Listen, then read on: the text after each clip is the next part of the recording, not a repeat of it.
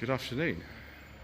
Today is the 5th of May and I'm here at Summit Garage in Dudley in their temporary showroom because I've been told that they had a very rare car that I was allowed to come and film. This is a 2004 MG XPower SV-R Automatic. This colour is called Red Hot Kinetic and they only made 7 in this specification. The SV-R has a 385 brake horsepower 5 litre V8 engine, which was out of the Ford Mustang. I think it's called a Ford Modular V8.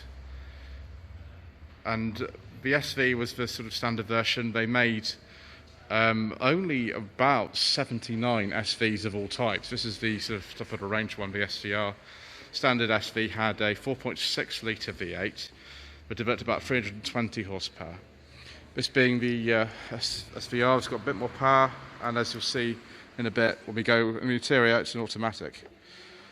Car's made of carbon fibre, and actually the bits underneath are very similar to a car called a Qvale Mangusta, which was an Italian car made just about the turn of the century, and MG bought the rights to it.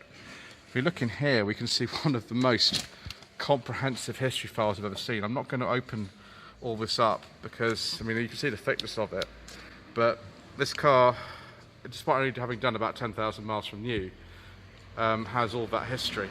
I just don't want to show the previous owner's details on camera, so we won't do that. But we can see in here we've got some photographs of the car. That was the original registration. It now has a private plate on it. So registered September 2004, but it has an 04 plate that the previous owner has put on it. Huge, big, massive exhaust at the back. Rear lamps from a Fiat Coupe. The front ones are actually from a Mark II Punto, because being a car that was originally designed in Italy, it found that Italian parts do sort of fit reasonably well on it. It's a carbon fibre entire construction. Interesting key. The round Pectron key fob that was common in a lot of MG Rover cars at the time was that stuck with a little XPower logo on there. And that is a Ford Mustang key which has been appropriated by MG, which is quite interesting. Also the door handles are off a TF, but the lock is in a different place, which is interesting.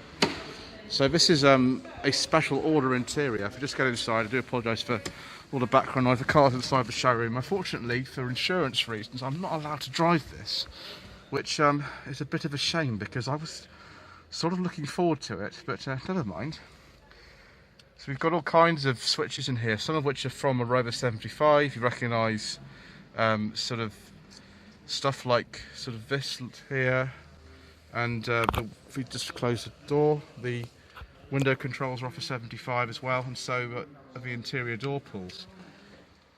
And that looks suspiciously like, I think it's sort of a facelifted ZS actually.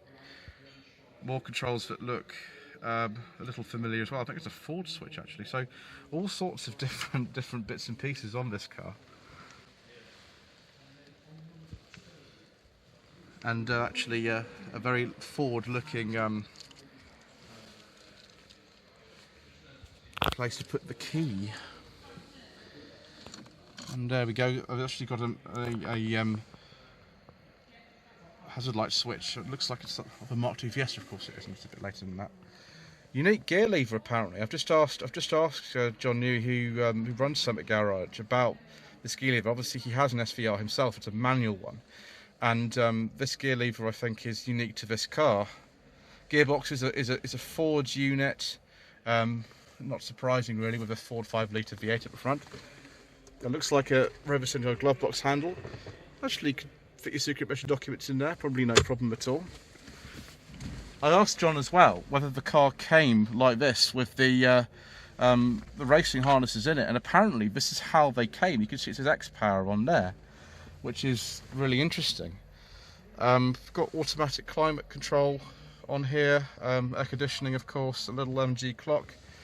The dials cut up to 210 miles per hour. I mean, the 0 to 60 time of this car I think is about 5 seconds. It's very fast.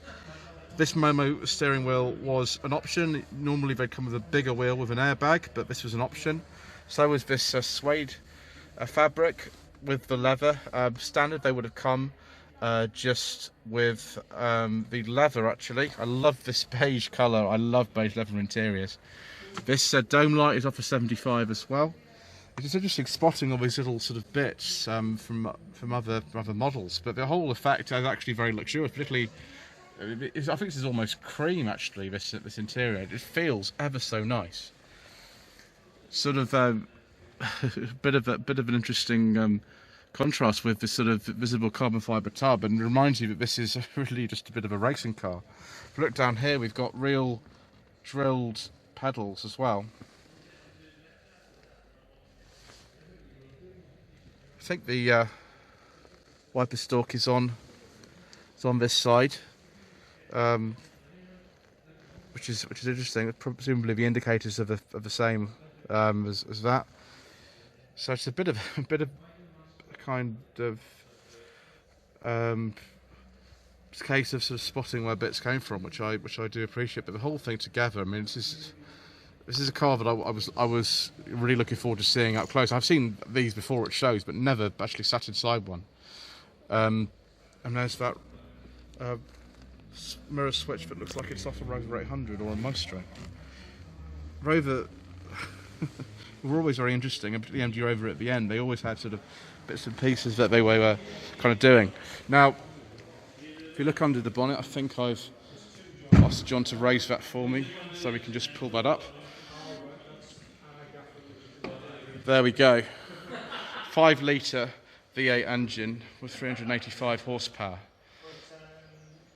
Longitudinally mounted, of course, this car is rear-wheel drive. It's a similar power unit to what went into the Rover 75 V8 and the MG ZT260.